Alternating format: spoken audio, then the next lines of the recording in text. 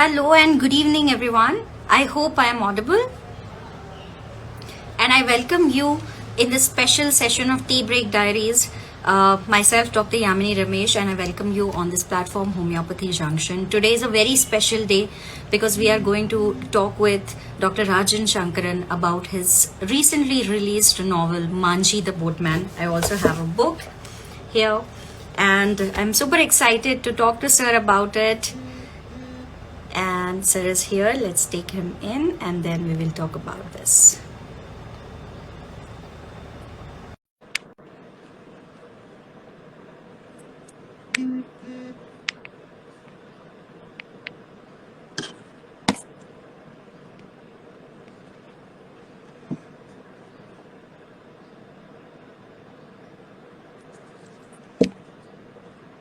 So, MANJHI the Boatman is a recently released novel by Dr. Rajan Sankaran.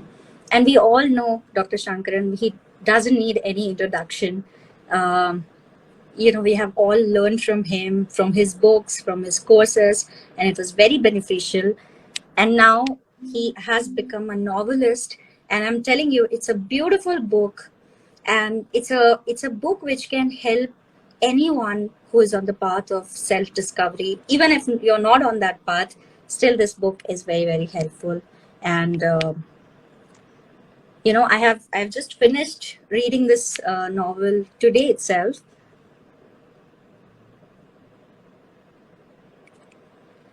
And it was such a pleasure to read this book.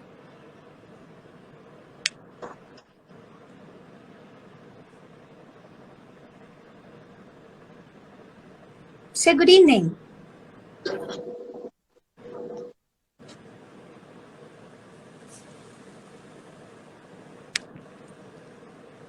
Sir, good evening, Pranam.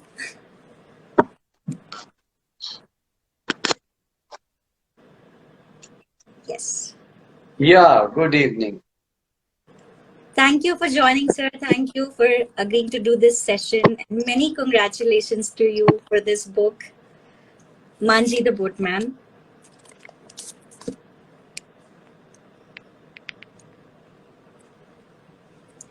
Okay, so here we have with us Dr. Rajan Sankaran, the world-class homeopath, philosopher, thinker, innovator. He does a lot of courses all across the globe, and he had a lot of students in homeopathy and otherwise also. And now he has released his first novel, MANJHI the Boatman. Sir, I welcome you on this talk, on this special interview of yours for MANJHI the Boatman.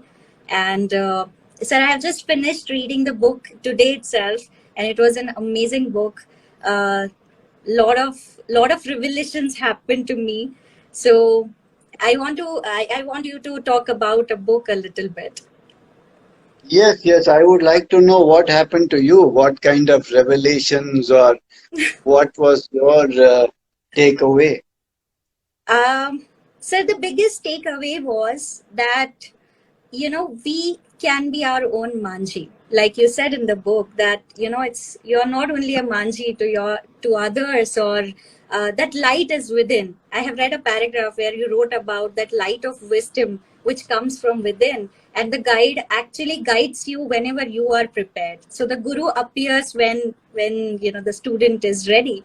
So that was the biggest takeaway. And in a lot of chapters, I could actually relate with my own life situations, and I saw that I had all those conflicts and all those anger, sadness, a lot of emotions. And especially one thing which I want to ask you also, while reading the book also, I had this question constantly in my mind, that when we are in such emotions, like any extreme emotion, sadness or happiness, or when we feel lonely or angry or violent, then how does one actually see themselves, or just be in the moment? Because you spoke about being in the moment throughout the book. So in extremes of emotion, how one does that? So that was my constant question, and during the book also. Yeah. Well, You know, Yamini, the thing is like this, that we have to go back and ask ourselves only one question. And the question is, what is the purpose of our life? This is the fundamental question. Mhm. Why are we here? What are we doing?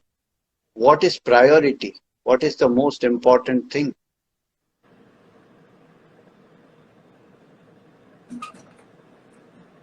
And many answers will suggest themselves. One may think, I am here to be happy, or I am here for spiritual enlightenment, or I am here to do good to other people, or I am here to make money, I am here to become famous, I'm here to whatever. There are so many, you know, um, answers that are possible. But what I realized is that all of these things, they come and go. They come and they go. You want happiness, you will get it, but it will go. You want money, money will come, money will go. Fame will come, fame will go. You know, even the most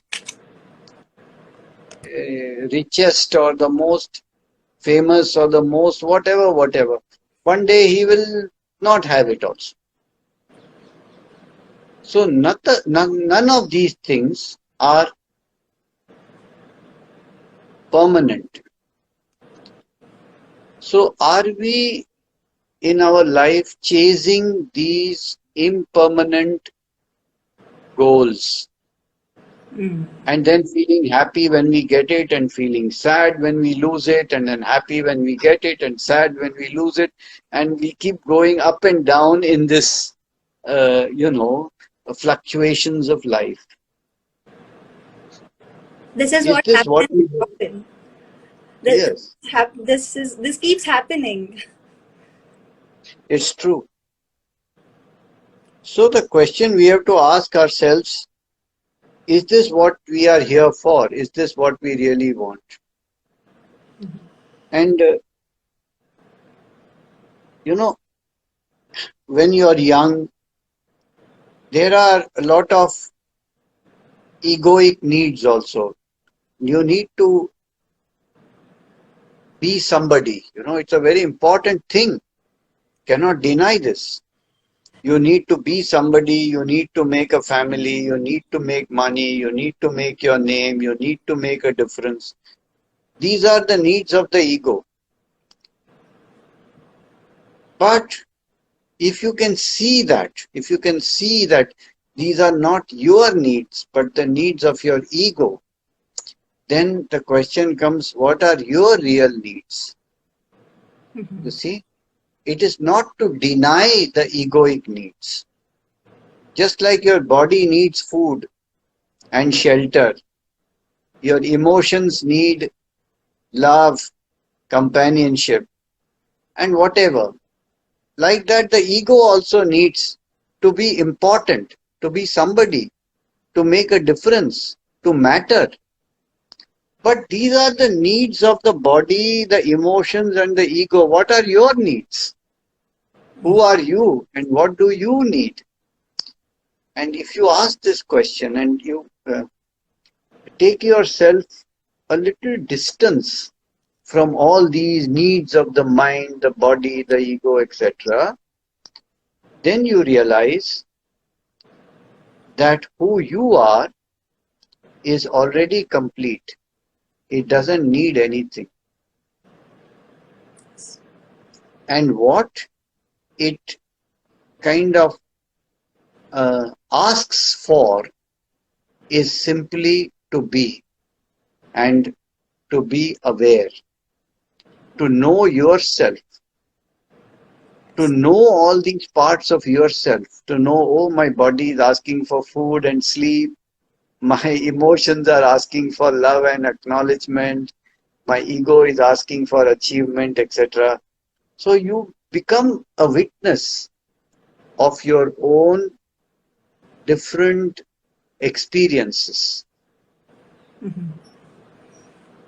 And that is a stage in life which can come at any age. It doesn't matter, you may be young or you may be old, but there is an urge to start knowing who you are.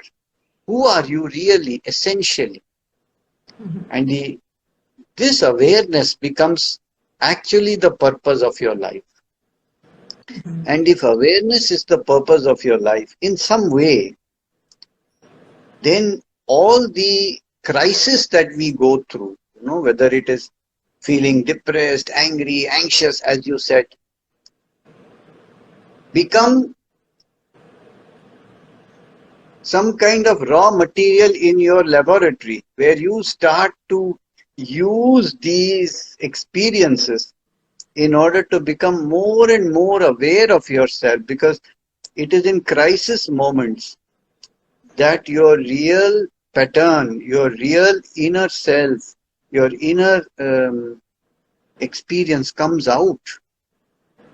And then while you are undergoing that, you keep your focus on becoming aware of it. So there are two parallel tracks. One is shouting and jumping and like that, and the other is a spectator.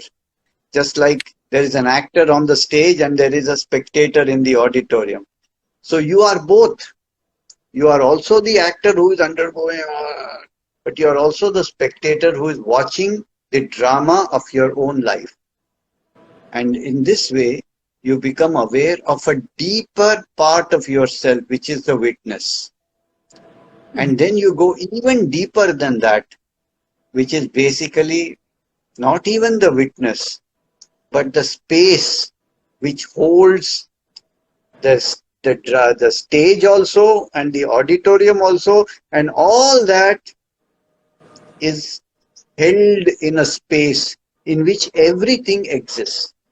So from this limited stage and spectator, your awareness expands to the entire universe, and you realize that who you really truly are is that vast space. And just awakening to that truth about yourself gives you the proper perspective, and to put yourself in the right place as a very, very transitory, temporary being that comes and goes like a mosquito in context of time and space. And how much importance you give that mosquito is up to you, And you say, I don't like this guy. I want to beat him up. I'm so disappointed. I'm so sad. And pashak, one day you're gone. That's the end of all your nonsense. So Shakespeare wrote like this. He said, life is a tale told by an idiot, full of sound and fury, signifying nothing. And if you tell an idiot to tell a story, but it means nothing actually in the ultimate context.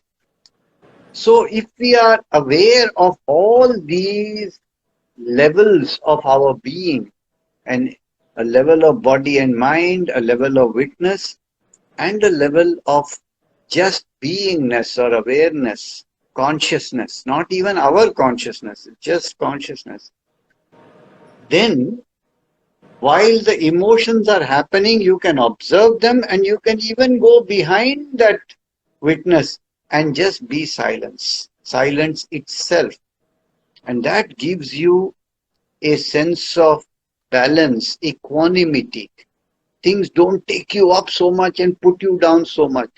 It doesn't mean that you will suddenly take away all your clothes and put one sannyasi ka robes and you will go and sit in jungle. No, no, you won't do that.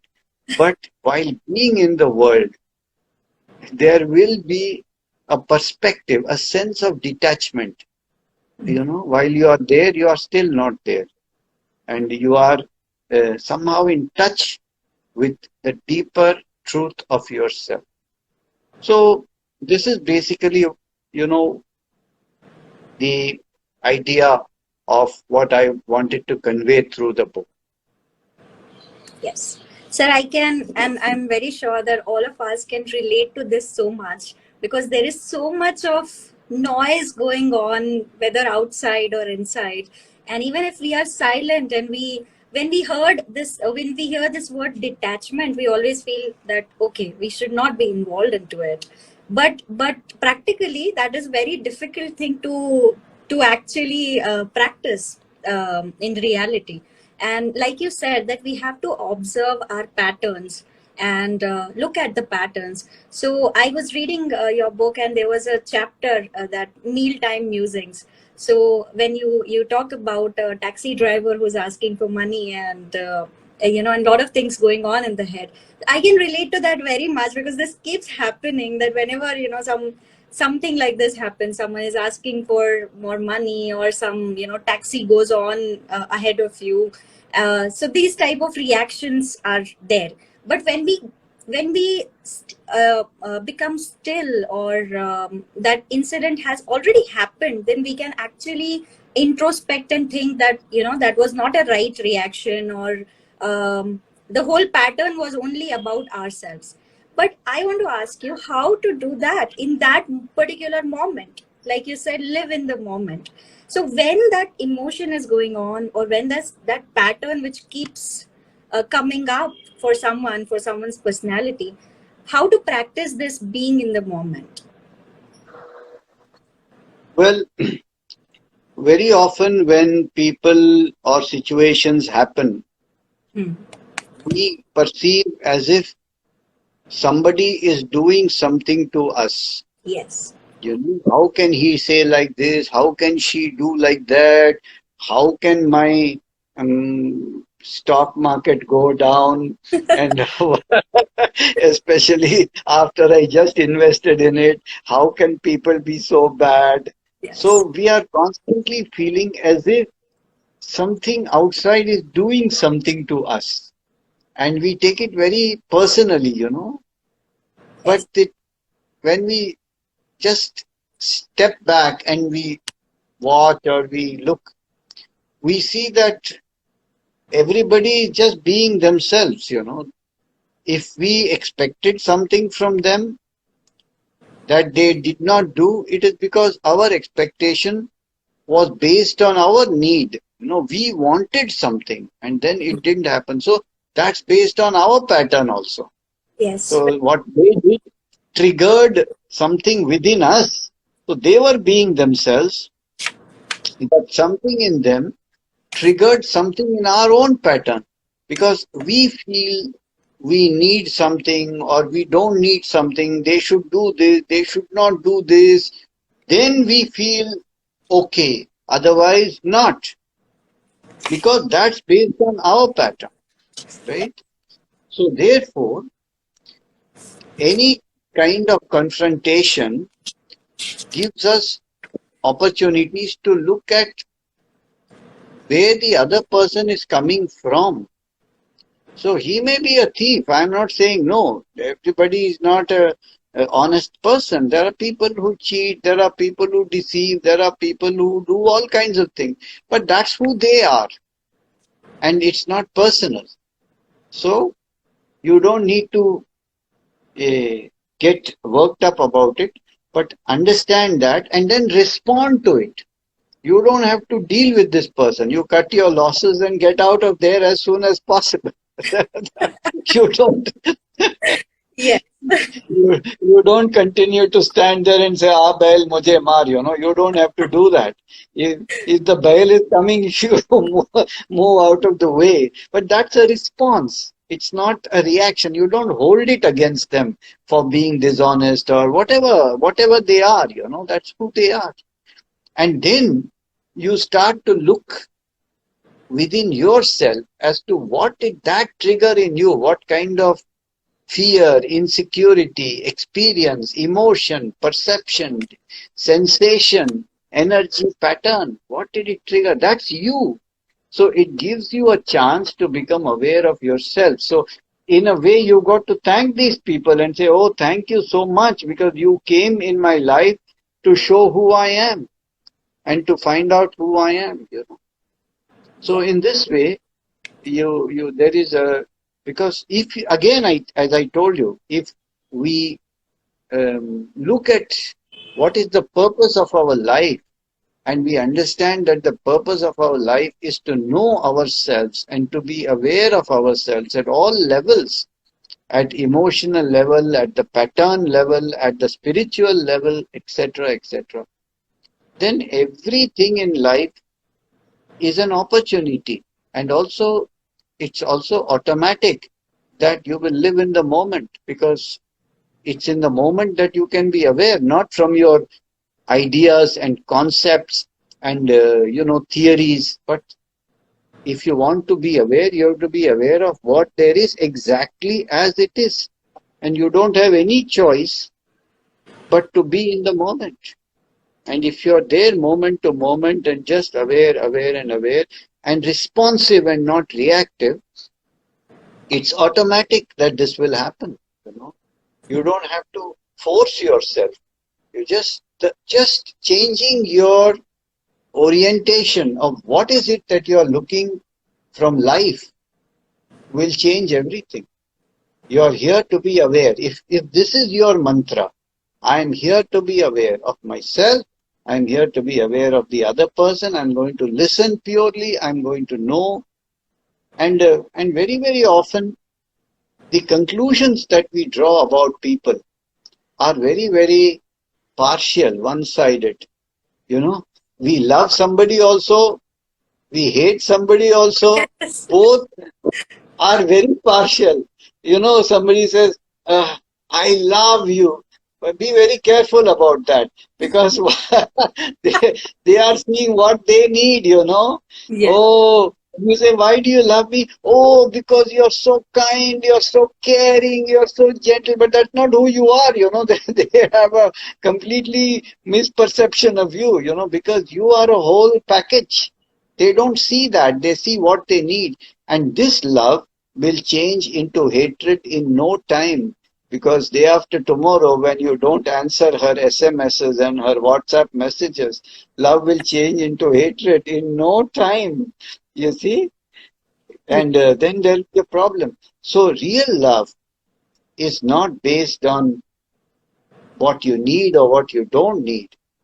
It's based on knowing and accepting completely who the other one is. And to find that real love is very, very uncommon. Very beautiful. Most of the time, everything is, so even people we like for a certain need, and we don't like because they don't fulfill a certain need. You see, we don't know who they are. We just look at ourselves, what we need and what we don't need. You see, so anybody who fulfills our need is good. Who doesn't is bad. This is our perception of life. So we don't see who the other person is at all. Most of the time, not. Yes, very true. And we categorize everything into, we give labels and we categorize everything into good, bad, failure, and whatever. So many labels are there. So here at this point, I want to read two paragraphs from your book, which Sure. I really loved. And that's the same thing is related here, where you write that if we replace must or should be or should not be with is, life will be simple and flow smoothly. When we fight with what is, we create conflict within ourselves and with others. Conflict also comes from our judgment of what is good and bad. Success is good, failure is bad, health is good, disease is bad, wealth is good, poverty is bad, etc. All these things are changing phenomenon, cycles, tides. Who can say high tide is good tide, low tide is bad? If we replace good and bad with just the word is, then life gets simpler. Success is, failure is, health is, disease is, and it is what it is. I really love this paragraph. But when we say that we should accept what it is and we should live in the moment, I want to ask you, because you have also spoken about perspective.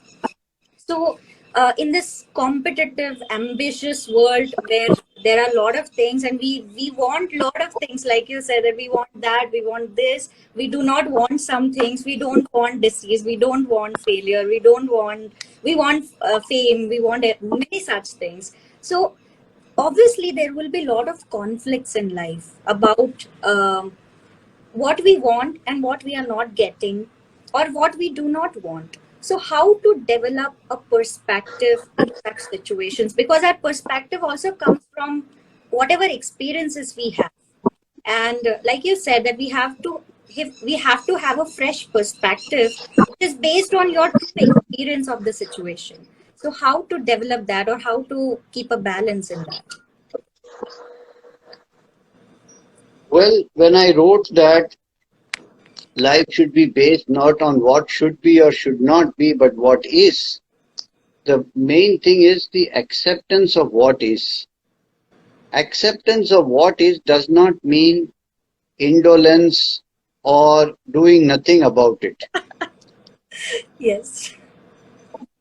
But most of the time we spend in telling this should be like this should not be like this, how can it be like this, how can she speak like this, how can he behave like that, he shouldn't do like this.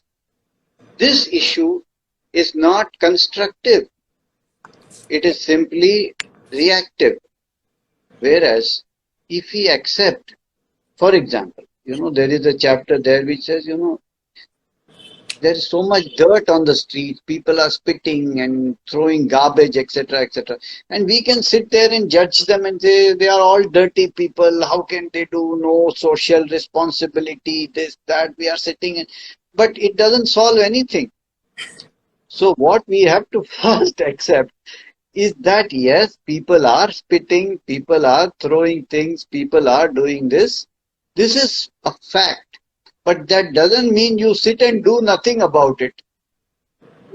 You see what can be done, how much can be done, how it can be done, and then you take those actions. But that doesn't come from a reaction, but from a response. And that is perfect. You see? And that the same is true with anything in life. And also,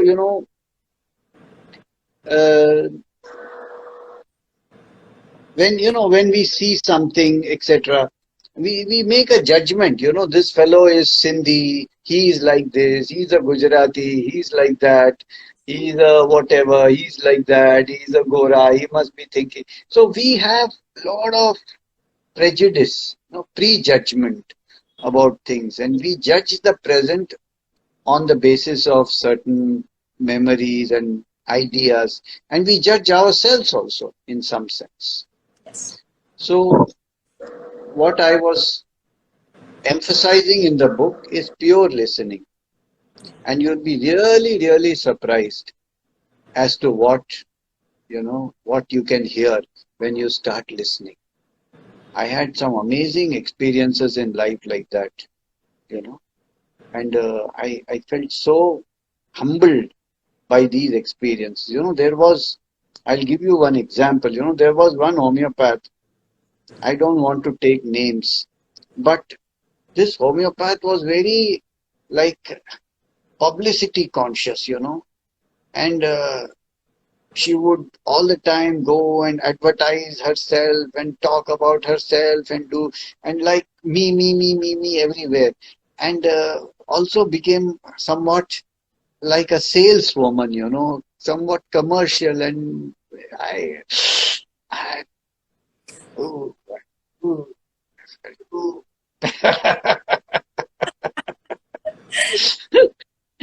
Like reducing homeopathy and saying 2 for the price of 1, ek pe ek free, that kind of thing she was doing. तो एक को ला एक को free. I said, what what is she doing? You know, I developed a kind of aversion, oh, I don't, because, I come from a different kind of culture where, medical profession is not a business. We don't give ek pay, ek free, in our thing, something like that. Yes. So, for example, I had a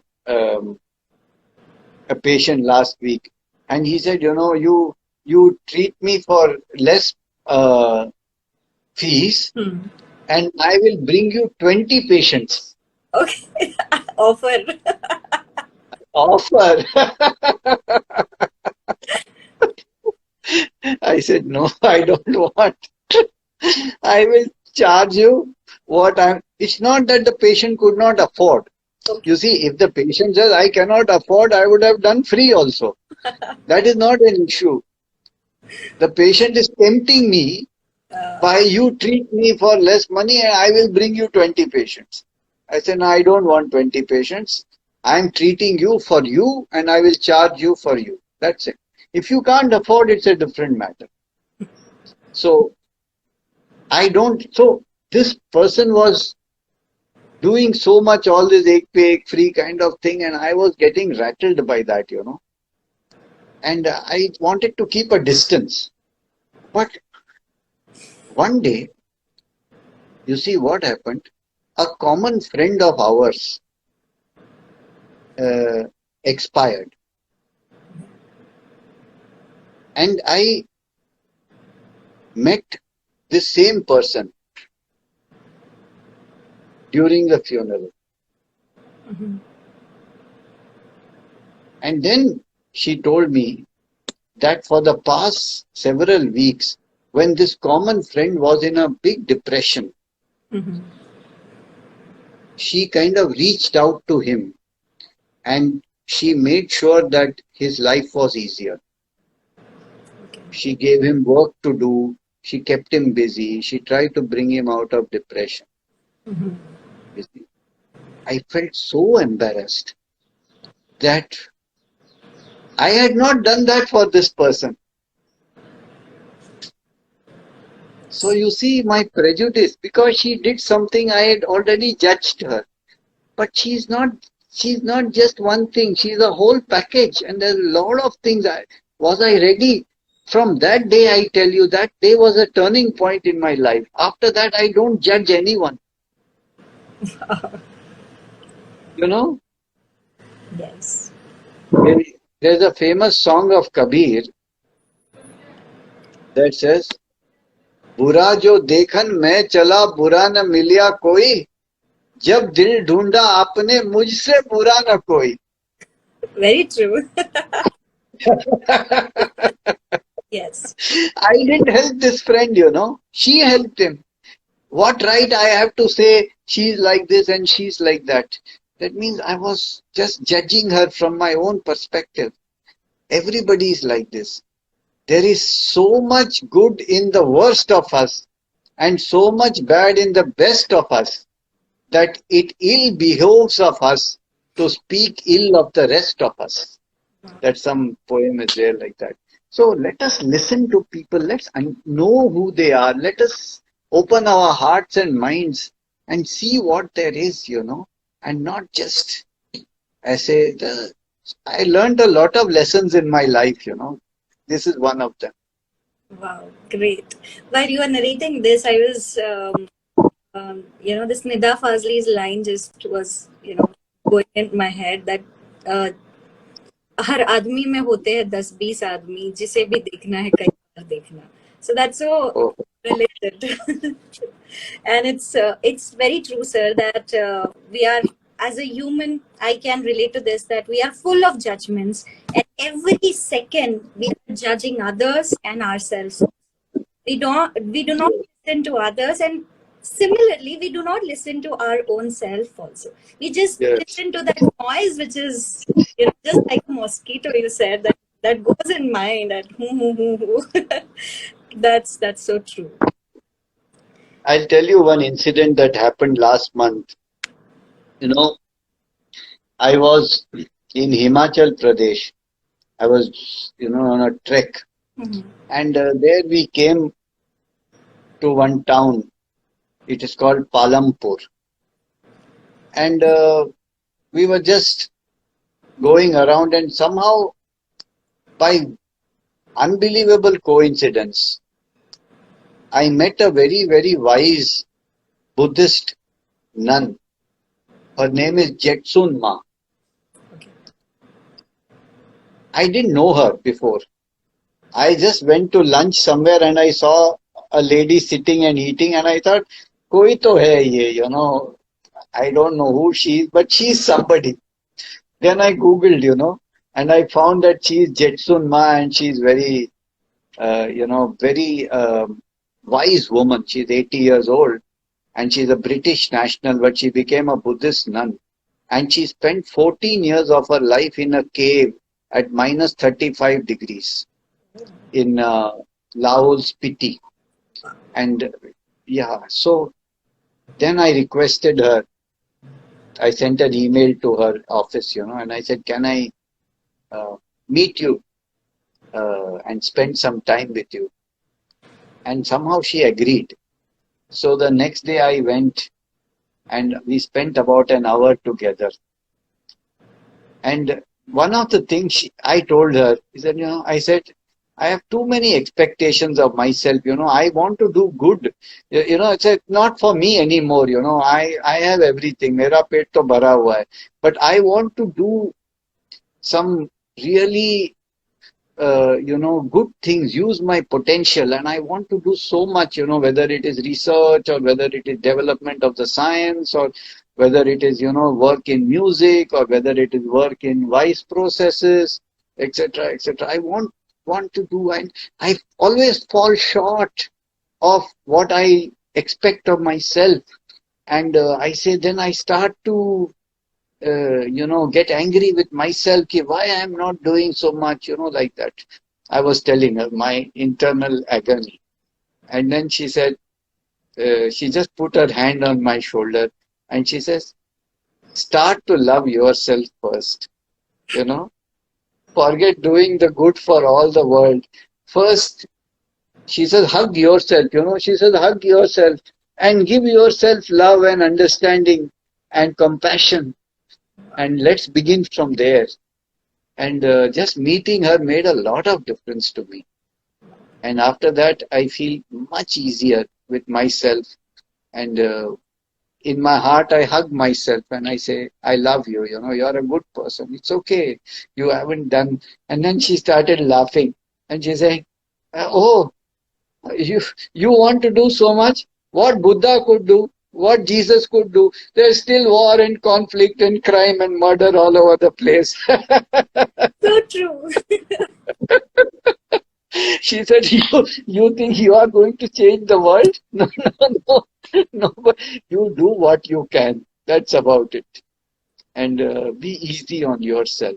So if you're easy on yourself and you accept yourself, you accept other people also, no? And all their faults and limitations. Like that. Yes, very true. And sir, I also want to read one more paragraph from your book, which I loved while you are talking about this. This is about guide, and because we all homeopaths, we always, love to learn from you, and we all have our, different gurus, different guides in our lives. But what you wrote is really, really lovely. So I would read that just a second.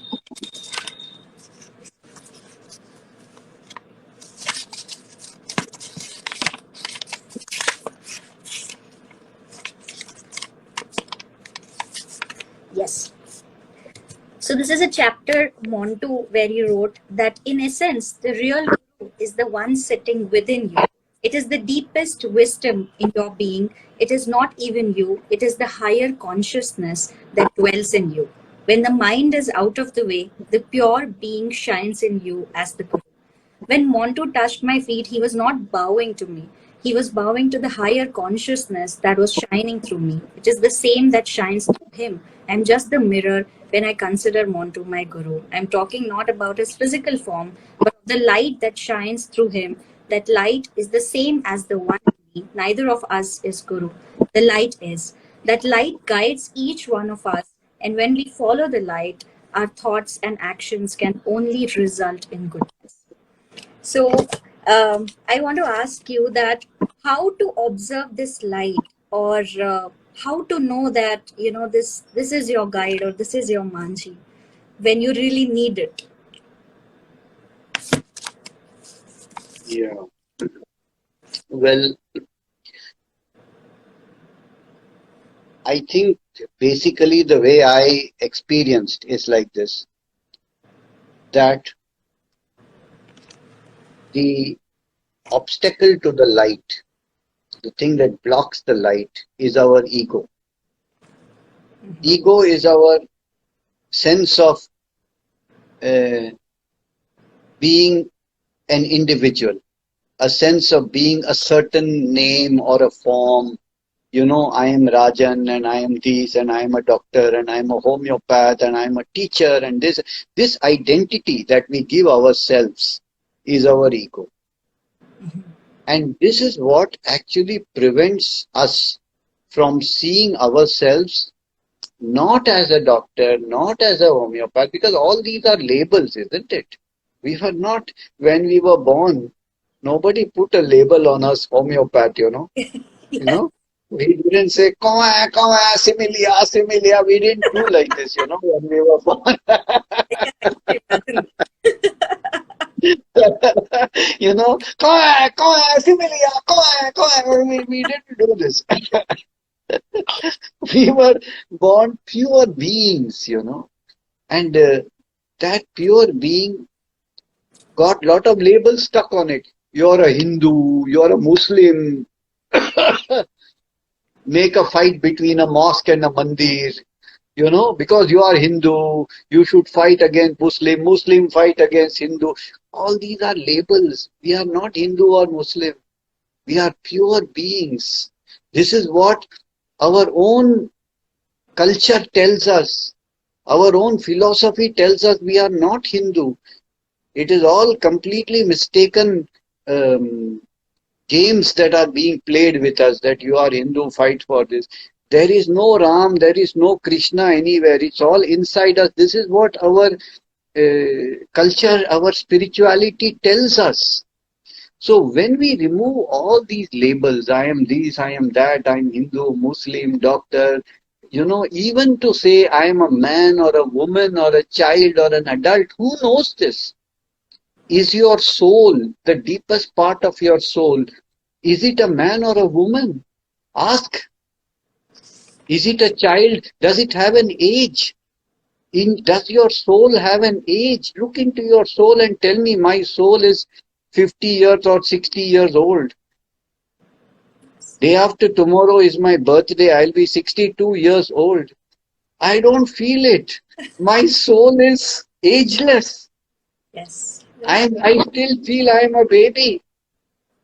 And I think I will be baby till I die. Because it's pure.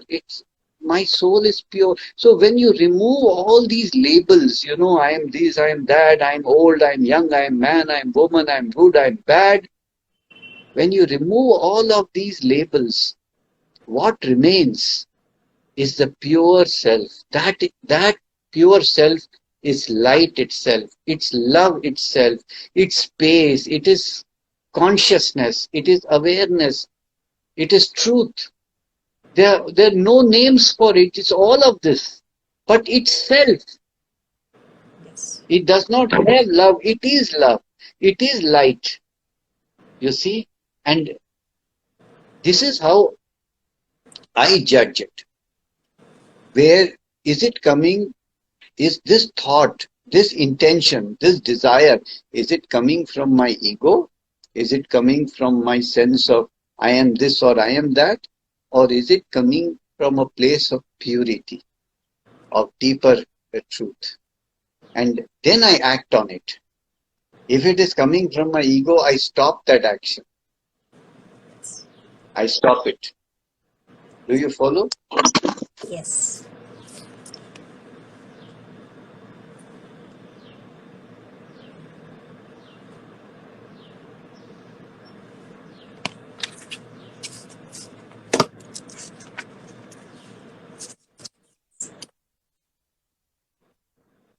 Immediately I stop it. I don't do it. Yes. I want which comes from that deeper place, which is a place of love and compassion, etc. Yes. Yes. Also, For example, I'll give you an example. We are talking about this book, 𝐬𝐻𝐻𝐻 the Boatman. I ask myself, did I write this book because I want to be a novelist? I want to sell 500 million copies. I want to win the Nobel Prize. I want to, whatever, become the next Baba or something like that.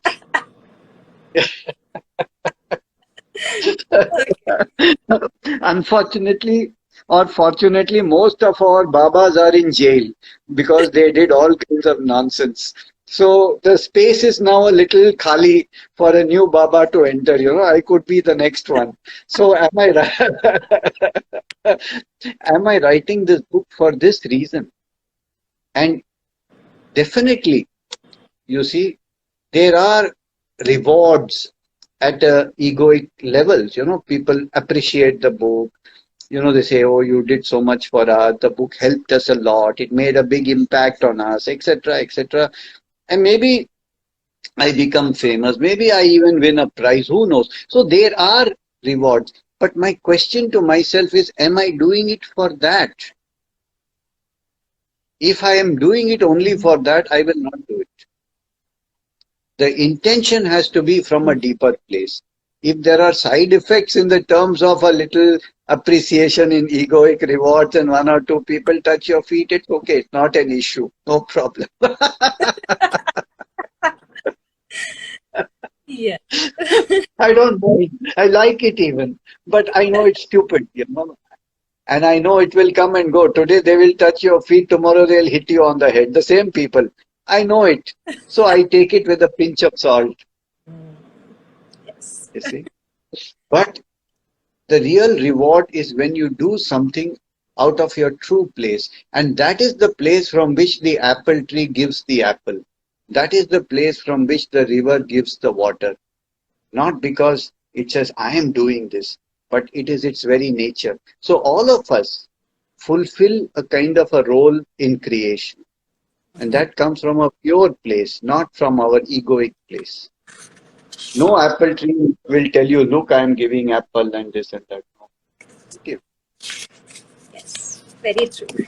So while reading the book also, I felt, and while talking to you also, I'm feeling that there should be, or I should not say should be, but yes, we should all learn this mindlessness, or where a lot of unlearning should happen, because it's because of our learning and past experiences that we accumulate a lot of garbage in our mind and a lot of labels, and based on that we form our current and future decisions also a lot of times, because we are full of those past experiences and the effect of those, like if something happens in childhood or any bad incidents, so we keep carrying that load forever, and we react based on that.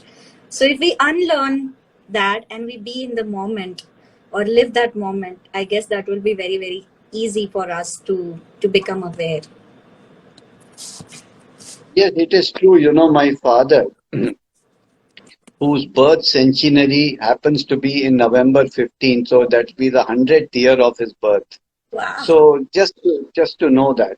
But he used to tell this to me. He said, never try to push the darkness out.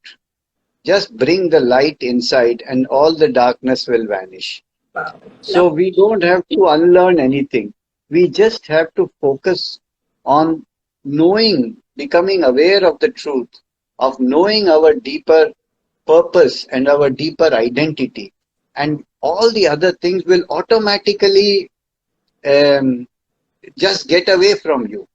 You know, somebody gave a nice example. They said, you know, a child is so attached to all the toys, you know, but when he grows up, those toys have no meaning at all. You know, those toys he could give his life for, and suddenly you what it's not important, you know.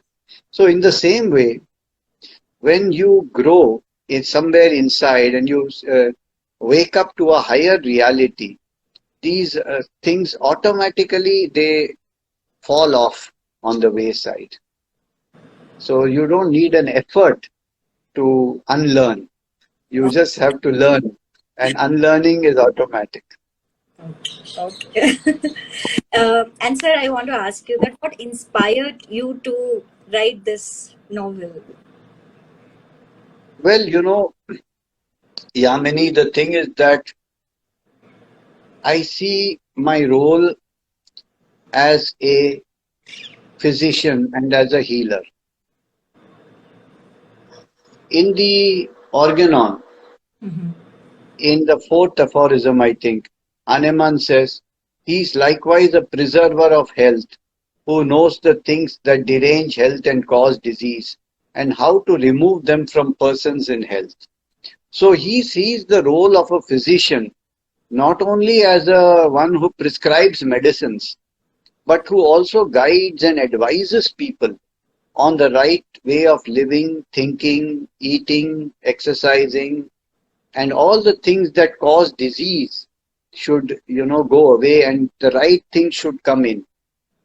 And I believe one of the important things for healing is awareness at all levels. Emotional level, pattern level, energetic level, sensation level, and also spiritual level. Awareness. And I saw that to fulfill my role as a physician and a healer, I need to pass on the wisdom that I have received so generously from so many teachers and so many experiences. And that's what motivated to write. For me, the book is like a remedy in some sense. A remedy or a kind of a workbook of awareness. Yes, yes. Yeah, I totally agree to that because it's a great. When I read the book, of course, some part of my mind also got healed, and it was a really a healing journey. Because I also want to share one story which I would relate to when I was reading the book. Once I was in Delhi, and I had to travel from my friend's place to my cousin's place, and it was almost like 11:15 or 11:20 in the night, and I had to catch the metro train, and we were going, and in those times I was very young in my 20s, and I had this belief that Delhi people, they don't help anyone. So they are very, they are people who doesn't interfere into someone if you ask for help, because I had such experiences in the past. So I was going with my friend, and it was 11:15, and at 11:40 the metro train stops working. So we had only like 20 minutes to reach to the metro station, and we were in hurry and we were almost running, and there was one lady whose husband was parking a car inside the house. So she was outside, and she saw us, and she was asking us ki beta kahan ja rahe ho, where were you going? I said, auntie, metro station. So she said, ha, to stop, my husband will drop you. And we, both of me and my friend, were looking at each other, and we thought, ye kyun chhodenge, why they will drop us? And then she called her husband, who was just parking the car inside. He has come from the office, and he said, Jane do na, jane do, let them go to the metro by themselves. And this lady said, no, aap chodoge isko, chalo, andar leke chalo. And she forced us to sit in the car, and she dropped us in the metro station, and she said, you it will take lot of time, tumko andar jana hai. And she dropped us inside the metro station. She bought the ticket also. She said, no, tumhara time bachega. So it was such a nice, I felt she was also a manji at that time for me, who taught me that I should not be prejudiced about anyone, because there are a lot of such people who just help you and they don't get anything in return as a reward, like you said. So Yes, yeah, it was a beautiful thing which happened many years back, and which changed my thanks. perspective about people. And when they want to help you, they genuinely want to help. Sir, at the end, I Right. want to just read one paragraph where I felt it was a very nice para.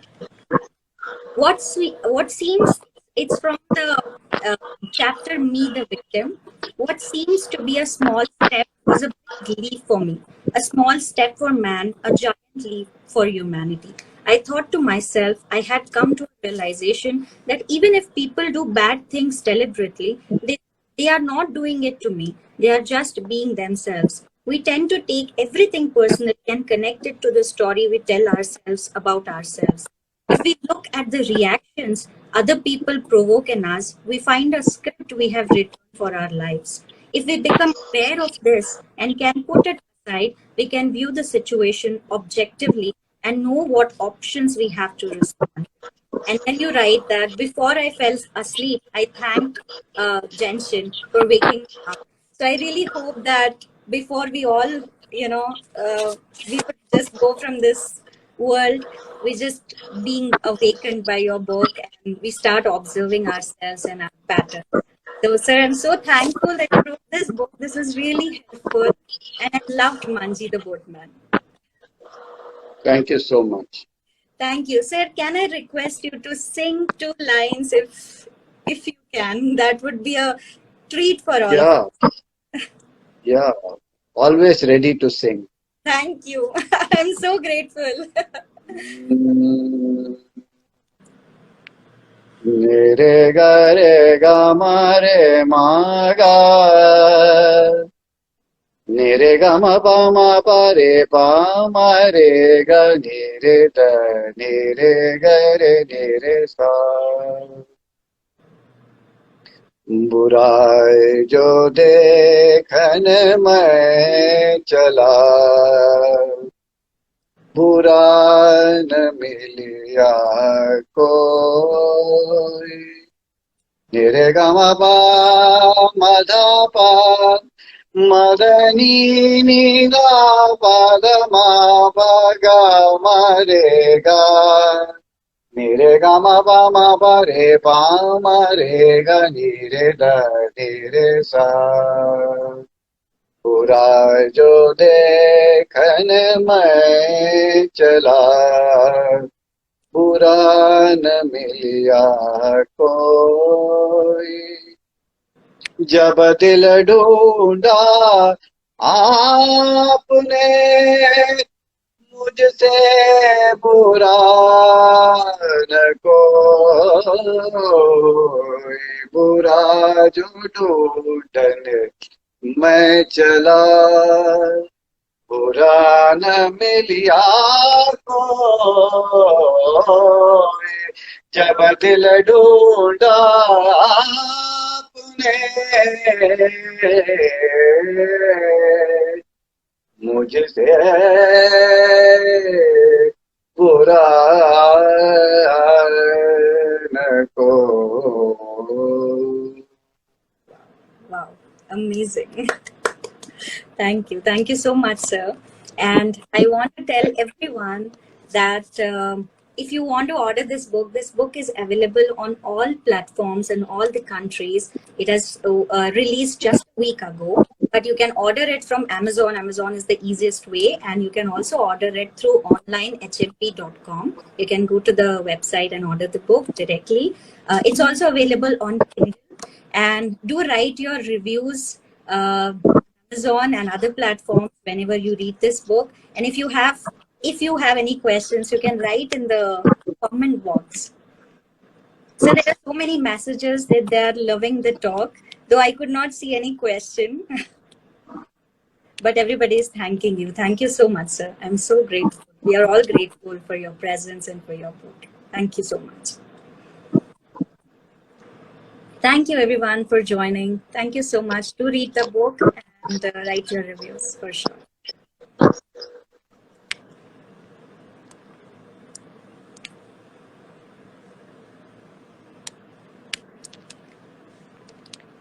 Thank you, everyone, and see you next week in the Tea Break Diaries session. It was so good to talk to Dr. Sankaran sir, and to read his book. Please go through this book. I have just finished this reading this book, like I said, today morning, and you know I could see the change in my own perspective, and I'm also trying to be in the moment. So be in the moment and enjoy yourself. Enjoy every moment of your life. Thank you so much for joining. Bye bye, everyone.